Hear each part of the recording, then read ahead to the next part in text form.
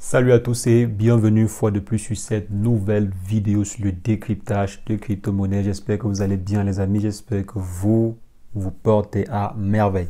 Aujourd'hui les amis, on va voir ensemble comment est-ce qu'on peut faire pour savoir si un token est un scam ou pas. Donc est-ce qu'un projet que vous avez vu sur le marché est un scam ou pas? Donc c'est ce que nous allons voir dans cette vidéo parce qu'il y a vraiment beaucoup de personnes qui se font encore arnaquer aujourd'hui. Et j'ai même l'impression que ça ne fait que augmenter. De jour en jour, ça ne fait que augmenter. Il y a beaucoup plus de personnes qui se font arnaquer dans les crypto-monnaies. Ceci est malheureusement dû au fait que la plupart des personnes qui investissent même dans les crypto-monnaies, ce sont des novices, des personnes qui n'ont même pas de connaissances. C'est pourquoi ces personnes-là sont très exposées aux attaques. Donc aujourd'hui, on va faire en fait un petit guide qui va vous permettre de pouvoir éviter certains scams dans les crypto-monnaies. Donc c'est ce que nous allons voir dans cette vidéo. Et si jamais vous êtes nouveau sur la chaîne, quotidiennement, je fais le décryptage sur les crypto-monnaies, l'investissement en bourse ou l'investissement en ligne de façon générale. Donc si l'une de ces thématiques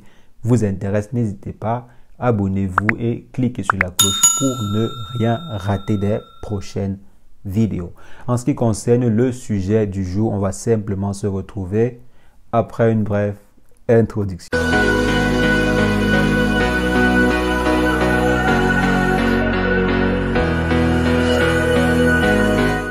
Alors les amis, comme je disais aujourd'hui, on va voir ensemble comment est-ce qu'on peut faire pour savoir si le projet que l'on vient de voir sur Internet est un bon projet de crypto-monnaie ou pas. Est-ce que les tokens qu'on est sur le point d'acquérir sont des vrais tokens? Est-ce que ce sont des tokens d'un bon projet ou pas? Est-ce que ce n'est pas un scam? Donc ici, en fait, on va discerner cela en deux parties. Donc, on va d'abord voir les copies de projets. Parce que généralement, vous allez voir des personnes qui vont aller copier les bons projets et créer des faux tokens, quoi. Donc, ils vont par exemple voir un projet comme le Shiba Inu qui est assez intéressant et ils vont faire des versions. Ils vont créer des clones, si on peut dire ainsi. Donc, on va d'abord voir comment reconnaître un clone et ensuite, on va voir comment reconnaître de façon générale un projet scam. Donc, pour savoir si un token est un clone, il faut simplement et basiquement comparer les contrats. Alors, est-ce que les contrats sont les mêmes? Est-ce que l'adresse du contrat, c'est le même que celui que vous voyez affiché sur le site officiel du projet? Généralement, les projets vont afficher de façon publique leur adresse de contrat sur leur site officiel. Et maintenant, comment avoir le site officiel? Il faut simplement aller sur les canaux officiels. Donc, allez par exemple sur le canal Twitter, allez par exemple dans le groupe Telegram du projet officiel, le groupe Telegram officiel du projet en question et essayez d'obtenir le contrat officiel du site ou bien comparer le contrat avec celui du site officiel ou bien avec celui du projet de façon officielle. Donc, on peut dire, par exemple, vous pouvez voir quelque part, on vous dit airdrop de tel crypto ou bien airdrop de tel je sais pas quoi. Donc, vous pouvez par exemple tomber sur Google, une publicité Google qui fait la promotion d'un airdrop, qui fait la promotion par exemple du airdrop de Shiba Inu et vous cliquez dessus, on vous demande de mettre votre adresse et tout. Donc il faudra en fait vérifier très bien le contrat du projet ou bien du token en question. Généralement, vous allez voir des arnaques comme ça. Donc, on va faire des clones, on va aller faire des promotions et ensuite, on va simplement essayer d'arnaquer des personnes. Donc, il faut faire attention en vérifiant que l'adresse du contrat, je tiens à préciser que l'adresse du contrat est unique. Si jamais vous tombez sur un projet pareil, il faut simplement comparer, toujours comparer ou bien toujours checker l'adresse de contrat que vous avez. Checkez toujours. Sinon, vous allez perdre ou bien vous pouvez perdre votre argent. Maintenant, généralement, il y a aussi un style d'arnaque. On voit par exemple que tel token est simplement disponible sur la BSC et n'est pas encore disponible sur Solana ou bien sur Terra et autres. Donc, qu'est-ce que les arnaqueurs vont aller faire? Ils vont simplement aller créer une version sur Solana ou bien une version sur Terra et autres et vous inciter à aller acheter dessus. Donc, il faut simplement vous renseigner. Renseignez-vous bien, comme j'ai dit. Vérifiez l'adresse du contrat toujours, vous vérifiez l'adresse du contrat et aussi vous vous renseignez. Est-ce que le projet est également disponible de façon officielle sur la blockchain Solana? Si ce n'est pas disponible, alors c'est un scam. Généralement, ce ne sont pas des informations cachées. Donc, si vous partez sur le site officiel du projet en question, vous allez voir là-bas, vous allez voir toutes les différentes adresses officielles. Si jamais le projet est développé également sur Solana, sur Ethereum, sur la BSC, vous allez voir toutes les différentes adresses sur chacune des blockchains. Donc, il faut simplement aller à la source. Donc, si vous tombez par exemple sur une promotion quelque part, sur un airdrop et qu'on sort, et on vous dit ajouter l'adresse sur votre wallet, il faut prendre l'adresse et aller checker, aller voir si ça correspond bien à l'adresse qu'il y a sur le site de façon officielle. Donc, checkez toujours.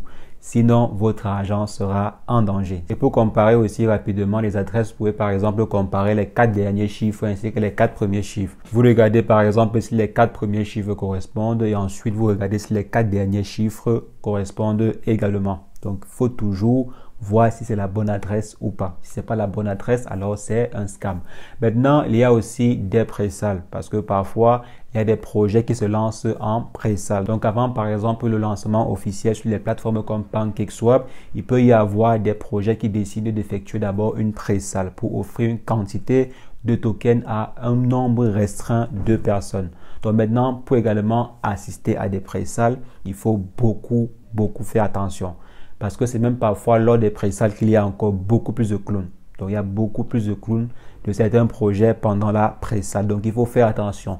Généralement, sur la pré-sale, il faut aussi vérifier le contrat. Donc, vérifiez toujours le contrat, c'est la base. Donc, quand vous partez, par exemple, si jamais c'est sur PinkSal ou bien c'est sur les autres plateformes, généralement sur PinkSal, vous allez voir le contrat. Donc, vous voyez bien le contrat qui est écrit là-bas, le nom du projet, le contrat. Vous comparez avec le contrat officiel que vous avez eu, que ce soit sur le site officiel, dans le groupe Telegram ou bien sur Twitter. Vous comparez avec le contrat officiel. Vous voyez si ça match. Ça ne match pas, alors là, il y a un souci. Est-ce que je suis d'abord sur la bonne plateforme de la pré-sale? Donc, si par exemple, la pré-sale, c'est sur PinkSal, il faut voir si vous êtes sur vraiment pinksal.finance. Donc, il faut voir, il faut vérifier. Généralement, vous allez voir PinkSal. Je ne sais quoi, .fun, .bip, .ceci, .cela. Non, la bonne plateforme, c'est pinksal.finance. Et aussi, sur les autres plateformes de pré-sale, il faut simplement vous renseigner si vraiment c'est le bon lien. Est-ce que c'est le bon lien de la pré-sale? Si oui, alors vérifiez maintenant le contrat qui s'affiche lors de la pré-sale. Donc, vérifiez le contrat du projet. Si c'est le bon contrat, alors vous êtes sur la bonne pré-sale. Donc, et maintenant que ce soit un token clone ou bien une pré-sale, vous savez déjà comment est-ce que vous pouvez faire pour contrer toutes les attaques. Donc, faites attention. Et généralement, les propriétaires des projets ou bien les différents administrateurs d'un groupe Telegram, je prends sur Telegram parce qu'il y a beaucoup d'arnaques qui viennent de Telegram. Donc, si par exemple, vous êtes sur Telegram et que vous recevez un message, une personne disant que voici, je ne sais pas quoi, il faut faire attention. À 99,99% des cas, aucun administrateur d'un projet ne va vous contacter en privé. Jamais. C'est plutôt vous qui pouvez les contacter en privé et ils répondent à vos questions. Donc, faites attention. Donc, si une personne, par exemple, vient vous dire « Salut telle personne, comment tu vas ?» Voici l'adresse du contrat officiel. Donc, faites attention.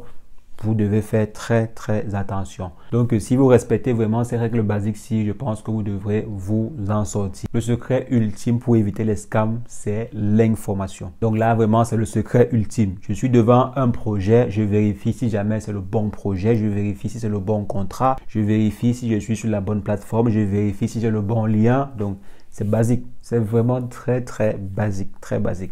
Maintenant, ça, c'était les clones de projets. Donc là, ce sont des projets clones. Maintenant, généralement, il y a aussi des projets entiers qui se réveillent là. Vous voyez, par exemple, un projet qui se lance et généralement, 2 mois, 6 mois ou bien 1 an après, les fondateurs disparaissent avec votre argent. Donc, comment est-ce que vous pouvez faire pour pouvoir éviter cela? Donc, si vous tombez, par exemple, sur un projet pareil, sur, je ne sais pas quoi, une market cap ou bien n'importe quoi, donc, ce qu'il faut faire, c'est examiner le projet en profondeur. Allez-y lire la tokenomique.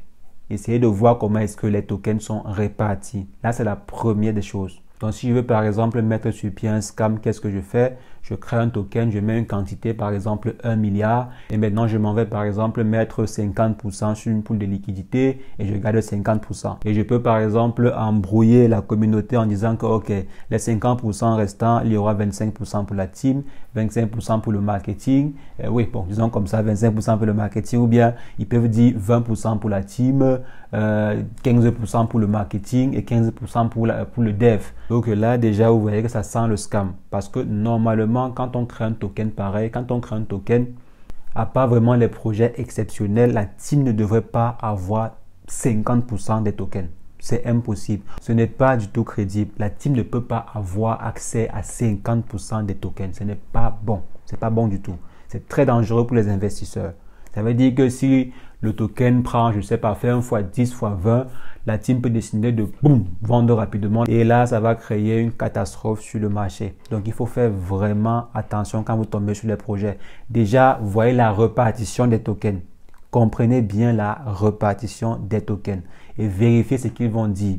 Généralement, s'ils vous disent que, OK, on a bloqué 50%. Si on bloque une partie pour juste 1 an, c'est dangereux. Ça veut dire en fait qu'après 1 an, qu'est-ce qui va se passer? La team aura la possibilité de pouvoir toucher ces tokens-là. Faites attention à cela. Vérifiez vraiment si la quantité bloquée sur une petite période peut impacter fortement le token en question. Si déjà la team peut avoir la main sur 40% des tokens, ça sent pas bon, ça sent pas vraiment bon. C'est vrai quand même que ça va dépendre des projets. Ça va dépendre vraiment des projets. Il y a des projets de développement en général. Par exemple, il peut y avoir des tokens associés à des projets qui ont vraiment besoin de beaucoup d'argent. Qui ont besoin de beaucoup d'argent pour, par exemple, je ne sais pas quoi. Ils ont lancé la fusée ou bien je ne sais pas quoi. Donc, c'est un projet pareil. Bon, là, on peut comprendre. Si la liquidité est bloquée pour 1 an, il est de, je ne sais pas, 15, 20, 30%. Bon, on peut peut-être comprendre que ça va servir à financer telle ou telle activité ou bien tel ou tel projet. Bon, là, on peut comprendre. Donc, faites vraiment attention au nombre de tokens alloués à la team. Maintenant, il y a aussi ce que la team peut vous dire et ce qui est réellement vrai. Parce que généralement, même, on peut vous dire que, OK, il y a simplement 10 tokens, 10% pardon, pour la team et le reste est bloqué ici, pour les liquidités par là, marketing par-ci et par-là. Mais c'est faux. Ça peut arriver, mais c'est faux. Donc, il faut généralement aussi vérifier les audits. Vérifier ce que les plateformes d'audition ont dit. Donc, si vous voyez par exemple le rapport de Certic, donc si vous voyez le score du projet fourni par Certic, il est très bon, disons 89, 90 en montant. Alors là, ça peut être un bon projet. Et lisez aussi le rapport. Généralement, il faut lire le rapport qui a été fourni par les différentes plateformes d'audit. Et s'il y a un projet qui n'a pas été audité, faites attention. S'il y a un projet qui n'a pas encore été audité ou bien qui n'a même pas pour ambition d'être audité, il faut faire attention. Faites attention. Parce que généralement, l'audit permet également de savoir si ce que la team a dit est vrai ou pas. Concernant la répartition des tokens, est-ce que ce que la team a dit est vrai sur le white paper ou bien sur la roadmap? Est-ce que ce qui a été dit, est-ce que la répartition, elle est vraiment vraie? Est-ce qu'il y a vraiment une partie qui est bloquée? Est-ce qu'il y a vraiment une partie qui est burnée ou pas? Donc, cela, c'est à ça que c'est généralement l'audit et voir aussi si le contrat a été bien développé. Donc, voir si le contrat n'a pas de faille et tout et tout. Donc là, c'est aussi important, c'est même primordial.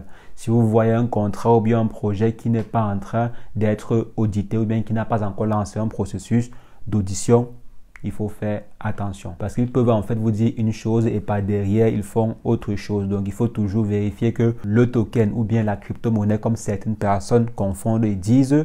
Donc vérifiez vraiment que le contrat a été audité et lisez le rapport de l'audition. Il faut lire. Donc si vous tombez sur un projet de crypto-monnaie que vous voulez vérifier si c'est un scam ou pas, donc il faut d'abord vérifier la quantité de tokens que la team peut avoir la main dessus. Donc à plus de 40% ou bien environ 40%, il faut vous renseigner. Savoir pourquoi est-ce que la team a autant de tokens en possession. Et savoir aussi comment est-ce que la team compte dépenser ces différents tokens là. S'ils sont assez crédibles, alors super. Mais s'ils ne sont pas crédibles, il faut faire très attention. Et généralement, sur les 40% là, ils peuvent par exemple vous dire qu'il y a 20% qui a été bloqué sur 1 an. Donc, il y aura 20% par exemple qui pourra être utilisé par la team et 20% sont bloqués pour 1 an, 2 ans, 3 ans.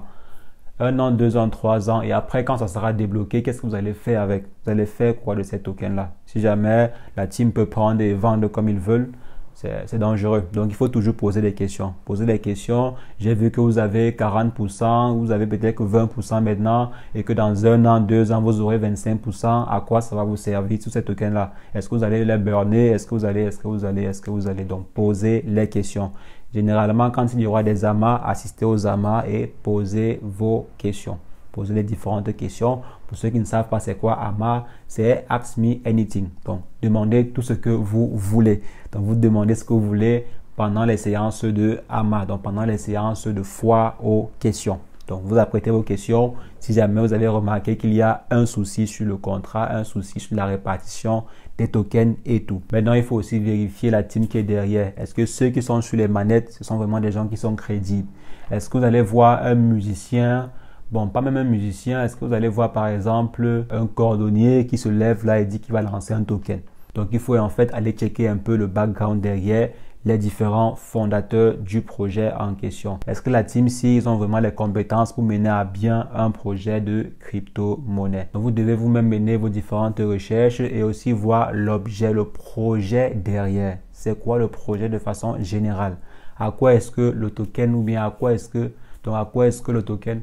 Donc qu'est-ce qui va vraiment faire développer ou bien va faire exploser le prix du token dans le temps? Qu'est-ce qui va le faire exploser? Que généralement, le token va appuyer un bon projet. Le token va appuyer une bonne vision. Si par exemple, il y a un projet de envoyer des gens sur la Lune. On peut par exemple créer un token et associer à cette idée-là. Maintenant, c'est à vous de voir si est-ce que c'est réellement faisable, quelle est la rentabilité derrière, est-ce que c'est réalisable, est-ce que la team a les compétences nécessaires, est-ce qu'ils ont les bons partenariats pour pouvoir réaliser cela. Donc, vous posez les questions, vous voyez vraiment si c'est un projet assez intéressant ou pas. Si ce n'est pas vraiment intéressant pour vous, n'investissez pas sur le projet en question. N'investissez pas. Ça peut être un scam, ça peut être une arnaque. Donc, faites vraiment très attention. Investissez sur un projet ou bien sur une crypto ou token quand vraiment vous êtes convaincu. Quand vous êtes convaincu. Donc là, je suis convaincu du projet derrière. Donc, soyez vraiment convaincu avant d'investir sur un projet. Et aussi, le dernier point qui peut être très intéressant, c'est de savoir si l'entreprise existe déjà. Donc, si jamais ceux qui sont derrière, ils ont déjà mis sur pied une entreprise. S'ils ont mis sur pied une entreprise et que c'est une entreprise qui a lancé le token en question, là, c'est un peu plus sûr, c'est un peu plus crédible. Donc, il faut voir si c'est une entreprise, où est-ce que l'entreprise est située, qui sont les différents membres de l'entreprise. Donc, si jamais l'entreprise a été légalisée, c'est un très bon point. Donc, les amis, je pense qu'avec les différents critères que nous avons vus dans cette vidéo, vous pouvez facilement savoir si un projet est un scam ou pas. Ou du moins, vous pouvez savoir à au moins 90-95% si un projet est un scam ou pas. Parce que aussi, parfois, il y a des scams qui sont très bien masqués, surtout les projets. Il y a parfois les projets qui sont très bien masqués, mais généralement, si vous effectuez les différentes actions que nous avons vues dans cette vidéo, cela devrait vous mettre à l'abri d'un bon nombre de scams. Et n'hésitez pas les amis, si jamais vous avez d'autres astuces, mettez-les en commentaire, ça va aider la communauté. On n'a pas la science infuse, je n'ai pas la science infuse, donc si jamais vous avez d'autres astuces, veuillez partager avec la communauté en commentaire, je vous serai très reconnaissant. Donc les amis, c'est ce que je voulais rapidement partager avec vous dans cette vidéo. On va simplement se revoir très prochainement pour une nouvelle vidéo sur les crypto-monnaies. Mais entre-temps, portez-vous bien. Ciao.